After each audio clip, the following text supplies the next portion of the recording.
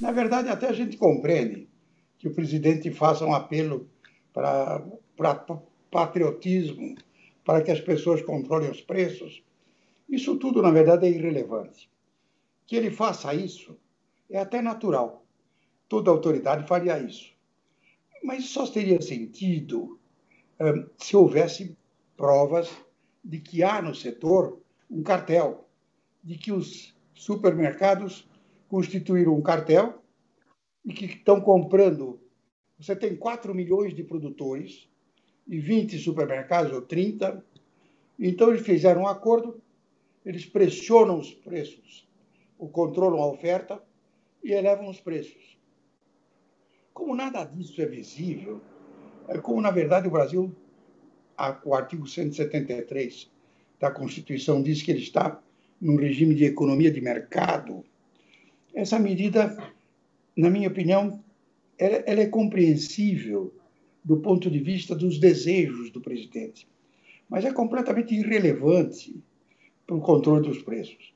Do mesmo jeito que as coisas acontecem de uma maneira muito estranha e até um pouco divertida. Quando eu vejo o Ministério da Justiça se envolver nisso, mandou investigar por que subiram os preços. Quer dizer, é uma coisa surpreendente, né? Como se fosse uma tsunami. Vocês nem sabem o que era um sistema de controle de preços, para saber lá o que é que houve. Alguém se juntou, tem comunicação entre eles. E pior é a reação do Ministério da Economia, respondendo a um fato quase infantil da Justiça, responde de maneira ainda mais infantil, fazendo um longo arrazoado, citando von Hayek para o liberalismo. Quer dizer, um negócio, na verdade, me parece um jogo infantil. É muito simples. Aliás, se você me permitir, vamos voltar. Por que subiu o preço do arroz?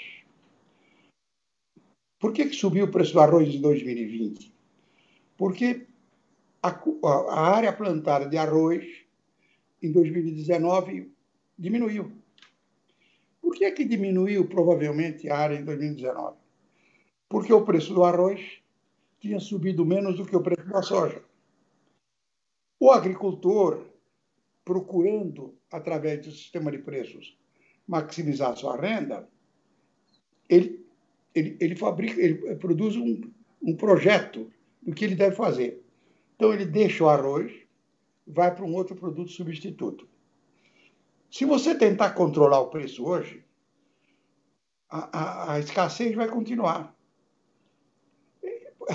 O grande problema é saber o seguinte: o preço do arroz de hoje foi determinado pelo preço do arroz do ano passado. E o preço do arroz do ano que vem vai ser determinado pela área plantada este ano. Se você fizer uma intervenção, você reduz a área plantada, no ano que vem, você pode fazer o que quiser, arrancar os cabelos, colocar a polícia na rua, caçar arrozeiro no campo. Não vai acontecer nada. Os preços vão subir outra vez. Esses mecanismos são inerentes à economia de mercado. As pessoas não compreendem o seguinte: nós já fizemos todas as experiências. O Brasil é um país fantástico.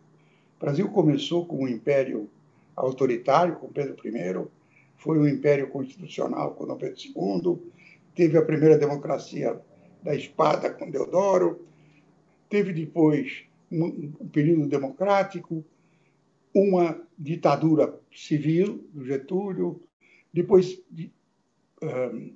democracia de novo, uma ditadura militar, depois democracia de novo. Ricardo, nós já experimentamos tudo o que é possível. Nós chegamos num instante, a partir da Constituição de 88, em que decidimos, na verdade, construir um sistema mais civilizado. Esse sistema mais civilizado exigiu um Estado forte, regulado constitucionalmente, mas capaz de controlar os mercados. Ou seja, O que significa controlar os mercados? Significa dar para os mercados a garantia jurídica para que eles funcionem normalmente.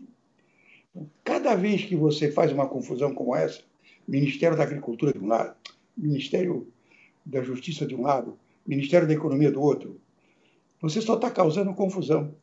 A única que deu uma resposta inteligente e correta foi a ministra da Agricultura, que disse claramente isso que nós estamos falando. Não tem arroz hoje, porque o preço ontem não foi bom. Então, por que vai certo importar? Eles estimaram que falta 400 mil toneladas de arroz. Tem uma tarifa de alfandegária de 12%. Não dentro do Mercosul é zero. Mas você vai importar da Tailândia, de algum lugar desse. É claro que se eu trouxer as 400 mil toneladas aqui para dentro, eu reduzo a diferença entre oferta e procura. E, portanto, eu baixo os preços. O Ricardo, são coisas muito simples. Você precisa ter você desconfia até da solução, mas a solução dada é a solução correta. Como você teve uma deficiência de produção, importar os 400 mil toneladas significa repor a produção no nível que seria se os preços tivessem sido corretos no ano passado. O que eu digo é o seguinte, essas intervenções têm que ser tópicas, como está sendo feito. Eu baixei a taxa de a tarifa exatamente para 400 mil toneladas, que é o estimado nesse problema. Ou seja, eu vou deixar as condições de que o mercado de arroz funcione livremente agora e no próximo safra, tão livremente quanto possível. Não vou intervir. Eu não estou fazendo uma intervenção permanente. Eu estou fazendo uma intervenção tópica para enfrentar um problema crítico que é perfeitamente razoável. É para isso, aliás, que existe governo. Mas o governo tem que ter, Ricardo, a ideia de que ele não é Deus. Eu acho que se você olhar o programa do Guedes, globalmente, é um programa bastante razoável. É evidente que é um programa conduzido por um mecanismo ideológico. É uma crença nos mercados que talvez seja exagerada. Os mercados, Ricardo, são meros instrumentos. Os mercados são importantíssimos instrumentos para a conservação de uma democracia. Por quê? Porque os mercados produzem preços relativos que sugerem para os agricultores, para os produtores, o que deve ser produzido. E isso é muito importante, porque ele satisfaz a duas condições. Primeiro, ele permite a liberdade, quer dizer, cada um decide por si o que quer fazer. E segundo, ele é eficiente. O mercado, portanto, é um instrumento. O mercado não é um ser sobrenatural. O mercado é uma coisa descoberta pelo homem nas feiras medievais, nas feiras primitivas, quando eu produzia sapato, você produzia galinha, e nós nos encontrávamos 5.000 anos atrás numa feira, e eu tentava comercializar com você sapato por galinha. Aí, 3 sapatos, ou 2 sapatos por 3 galinhas, não é pouco. 2 sapatos por 4 galinhas, tá bem, então vamos embora. Esses preços relativos, essa foi a maior contribuição da teoria econômica, que ela aperfeiçoou, ela sofisticou extraordinariamente esses mecanismos de mercado, que hoje são absolutamente indispensáveis para você ter, ao mesmo tempo, liberdade e eficiência. Você medir a inflação em São Paulo e Rio. Se você medir, colocar os índices de preço da FIPE e da Fundação Getúlio Vargas, você vê que eles cointegram, eles são muito parecidos. Isso era realmente um ato, uma resposta à política. Nós tínhamos, naquele momento, representantes em Curitiba, representantes em Belo Horizonte, né, que nos informavam de madrugada, às 3 da manhã, você recebia a informação de que, olha, não vai ter tomate. Você providenciava outros caminhos para o tomate. Mas isso é pura administração, isso não é invenção, isso não é truque. O que ele falou é verdade. Às vezes, quando as pessoas ficam imaginando, não era possível que isso acontecesse. Claro que era possível, se você levantasse às 3 da manhã. Deixa ele dizer, eram outros tempos. Essa ideia de que você manipulou o preço é uma estupidez. Você, na verdade, manipulou a oferta. Ninguém nunca pediu para a Fundação Getúlio Vargas para mudar o índice. Isso foram os idiotas que, quando começou o regime, depois do Sarney, quando acabou o regime autoritário, os preços começaram a subir mais depressa e diziam, não, isso é uma inflação que foi feita lá dentro antes e agora foi escondida e agora está aparecendo. Pois era muito simples. A imprensa podia publicar as filas. Quando faltava produto, a produto publicava. Nunca teve controle, censura na área econômica. Então, tudo isso, no fundo, são justificativas para quem não tem a capacidade de administrar. Ricardo, o problema todo é o seguinte: falta governo. Governo que fala muito, que tem muita ideia, que não realiza nenhuma delas. É igual aos PACs da Dilma. É PAC 1, PAC 2, PAC 3, PAC de árvore que aparta, e deixa 14 mil obras inacabadas. A política do Paulo Guedes para enfrentamento da coronavírus, na minha opinião, foi muito bem sucedida. Com a PAC de guerra, ele e o Banco Central se comportaram muito bem. Ele, na verdade, não fez nenhuma restrição fiscal. Nós vamos ter um déficit de 13% do PIB, quase R$1 trilhão.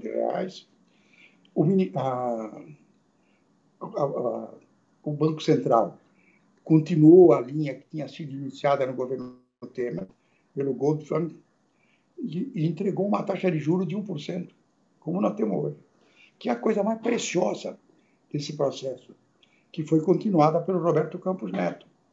Por que eu digo que é a coisa mais preciosa? Porque o maior indicador das perspectivas fiscais é a relação dívida-PIB. Hoje, praticamente, a dívida é igual ao PIB, 100%. Significa o seguinte: se o juro crescer 1%, a dívida cresce 1%. Se o PIB crescer mais do que 1%, digamos 2%, a relação dívida-PIB começa a declinar. E cria as expectativas, reforça as expectativas de que a situação vai caminhar por equilíbrio. Agora, eu diria o seguinte, e sobre isso eu não tenho a menor dúvida: a política fiscal e a política monetária do governo, que é do Guedes, acompanhado pelo Roberto Campos, foi uma política muito bem sucedida. No início, quando você teve aquele fenômeno dramático de março, em que você teve uma queda profunda da demanda global, porque as pessoas se assustaram, ficaram em casa e não gastavam. E, simultaneamente, uma queda dramática da oferta global, porque as pessoas que ficam em casa não iam trabalhar. Você produziu o que a teoria econômica mostra o quê? Que isso produziria, como produziu, uma profunda recessão com efeitos altamente deflacionários. Foi o que nós vimos. Só que uma coisa é muito importante. Era muito difícil de decidir naquele instante quanto você iria cair. Eu mesmo, chutando, acreditei que não seria nada menos do que 9% a queda do PIB. Nós vamos terminar com o quê? Uma queda do PIB de uns 4,5%. Essa esse ganho de crescimento seguramente foi produto da política fiscal e da política monetária do governo Bolsonaro. Se nós tivermos disposição e entendermos que, terminada a pandemia, é preciso voltar a respeitar as condições que já tinham começado no governo Temer. Você vai ter que respeitar o teto, você vai ter que cortar despesas, você vai ter que abrir no orçamento espaço para o investimento público. O governo hoje, o Ricardo, quem governa o Brasil de hoje não é o Bolsonaro. Quem governa o Brasil de hoje são os constituintes de 86. Eles é que fixaram todas as despesas, como ia ser. Ou seja, quando eu olho para o orçamento de hoje, me dá uma enorme pena. Na verdade, o Bolsonaro talvez possa escolher 6% discricionariamente. 94% das despesas estão fixadas, indexadas. Por quem? Pelos constituintes de 86. Eu estava lá em 86, na Constituinte. Nós fomos tomados uma mensagem divina, nós nos transformamos em onipotentes e oniscientes. E decidimos o seguinte: o Brasil nunca mais vai ter um governo inteligente. Portanto, nós temos que fixar tudo aquilo que os presidentes vão fazer nos próximos 150 anos. Quando chegamos no 30º ano agora, já vimos que tudo aquilo é uma loucura. Hoje, o Brasil é inadministrável. Há tanto, é verdade, que a reforma administrativa que está sendo agora discutida é a coisa mais importante para você voltar para o equilíbrio. Não tem outra saída. É, na verdade, encontrar mecanismos que respeitem o teto e deem ao Executivo os gatilhos.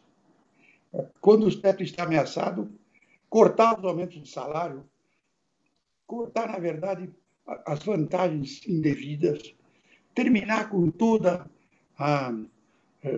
esses pendurucalhos que se instalaram, reduzir o poder dessa casta não eleita que hoje controla o Brasil.